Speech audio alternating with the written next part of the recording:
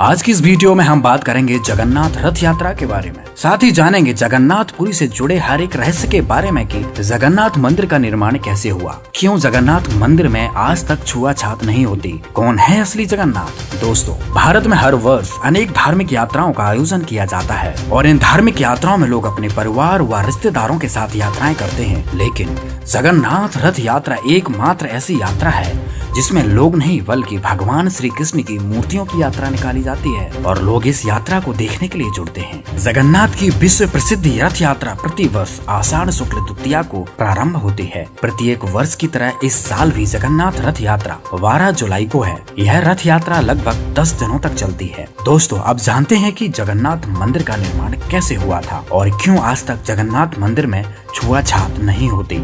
उड़ीसा प्रांत में एक राजा इंद्रदमन थे। इंद्रदमन श्री कृष्ण के दृढ़ भक्त थे। एक दिन श्री कृष्ण ने राजा के स्वप्न में दर्शन दिए और एक मंदिर बनाने का आदेश दिया और उस मंदिर में गीता उपदेश करने की इच्छा व्यक्त की। राजा इंद्रदमन ने श्री कृष्ण का आदेश पालन करके मंदिर बनवाया। मंदिर निर्माण पूरा होते ही समुद्र उस मंदिर को तोड़ देता था। 5 बार समुद्र ने मंदिर का निर्माण होते ही मंदिर को ध्वस्त कर दिया। राजा अब हताश होकर बैठ गया और दोबारा मंदिर न बनवाने का निर्णय लिया क्योंकि राजा का सारा धन समाप्त हो चुका था। कबीर परमेश्वर ने एक बार काल ब्रह्म को मंदिर बनवाने का वचन दिया था और इसी वचन अनुसार कबीर परमेश्वर राजा इंद्रदमन के सामने प्रकट हुए और मंदिर बनवाने का आग्रह किया, किंतु राजा ने मंदिर बनवाने से इनकार कर दिया और बोले कि जब श्री कृष्ण ही समुद्र को मंदिर तोड़ने से नहीं रोक पाए तो और कौन रोक सकता है भला। कबीर परमेश्वर ने अपना पता बताते हुए वहाँ से प्रस्थान कर गए। फिर राजा के स्वप्न में श्री कृष्ण जी आए और श्री कृष्ण ने कहा कि जो संत आज आपसे मिले थे वह कोई साधारण संत नहीं है, उसकी शक्ति का कोई वार पार नहीं है। श्री कृष्ण का आदेश पाकर राजा इंद्रदमन कबीर परमात्मा के पास गए और मंदिर को समुद्र को तोड़ने से बचाने का आग्रह किया।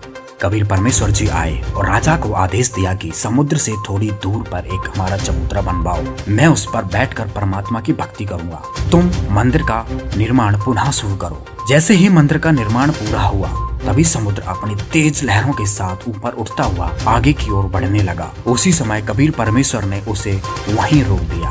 कबीर साहब जी की कृपा से इस तरह छठी बार में जगन्नाथ मंदिर का निर्माण हुआ। इसका प्रत्यक्ष प्रमाण आज भी वहाँ पर मौजूद है। जिस स्थान पर कबीर परमेश्वर ने समुद्र को रोका था वहाँ आज भी एक गुम्बद यादगार के रूप में मौजूद है। और कुछ समय बाद एक नाथ परंपरा के एक सिद्ध महात्मा राजा के दरबार में आए और राजा से कहा कि मूर्ति बिना मंदिर कैसा, आप चंदन की लकड़ी की मूर्ति बनवाओ और मंदिर में स्थापित करो। राजा ने 3 मूर्ति बनवाई जो हर बार टूट जाती थी। 3 बार मूर्तियों का निर्माण हुआ लेकिन तीनों बार मूर्तियां खंड हो जाती थी। राजा फिर से चिंतित हुआ। फिर अगली सुबह राजा के दरबार में कबीर परमेश्वर एक मूर्तिकार के रूप में आए और राजा से कहा कि मुझे 60 साल का मूर्ति बनाने का अनुभव है, अगर मैं मूर्तियां बनाऊंगा तो नहीं टूटेंगी। मुझे एक कमरा दे दो जिसमें मैं मूर्तियां बनाऊंगा और जब तक मूर्तियां नहीं बन जाती उस कमरे को कोई भी न खोले। राजा ने वही किया। फिर कुछ दिन बाद नाथ जी फिर आए और उनके पूछने पर राजा ने पूरा वृत्तांत बताया। नाथ जी को बताया और कहा 10-12 दिन से वह कारीगर मूर्ति बना रहा है। नाथ जी ने कहा कहीं वह गलत मूर्तियां ना बना दे, हमें मूर्तियों को एक बार देख लेना चाहिए। यह सोचकर धक्के से कमरे की खोल दिया। तीनों मूर्तियां बन चुकी थी लेकिन बीच में ही व्यवधान उत्पन्न होने के कारण तीनों मूर्तियों के हाथ और पांव की उंगलियां शेष रह गई थी। इसी कारण आज भी जगन्नाथ के मंदिर में बगैर उंगलियां वाली मूर्ति ही रखी है। कुछ समय उपरांत जगन्नाथपुरी में मूर्तियों की जब प्राण प्रतिष्ठा करने के लिए कुछ पंडित मंदिर में पहुंचे तभी मंदिर के द्वार की ओर मुंह करके कबीर परमेश्वर खड़े थे। पंडित ने कबीर परमेश्वर को अछूत कहते हुए धक्का दे दिया और मंदिर में प्रवेश किया।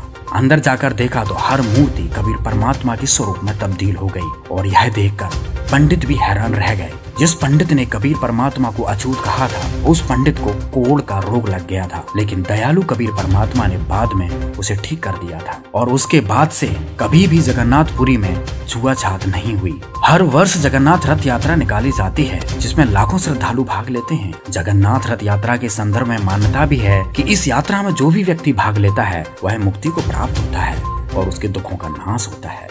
इस यात्रा का हिस्सा बनकर लोग पुण्य की आशा में पाप के ही भागी बनते हैं। यह रथ यात्रा करने से पहले यह जानना भी बेहद जरूरी है कि क्या इस धार्मिक रथ यात्रा का संबंध पवित्र शास्त्रों से है क्या पवित्र शास्त्रों में ऐसे किसी धार्मिक क्रिया के बारे में वर्णन मिलता है? पवित्र शास्त्रों में उस परमात्मा की सही भक्ति विधि का वर्णन मिलता है, लेकिन अगर हम पवित्र शास्त्र जैसे वेद, गीता आदि से हटकर कोई भी साधना करते हैं तो वह भगवान के संविधान के विरुद्ध है, जिसे कोई भी लाभ नहीं मिलता। और हमारे पवित्र शास्त्रों में कहीं पर भी जगन्नाथ रथ यात्रा का वर्णन नहीं मिलता, तो यह यात्रा निकालकर क्या भगवान के संविधान का उल्लंघन नहीं कर रहे हैं हम?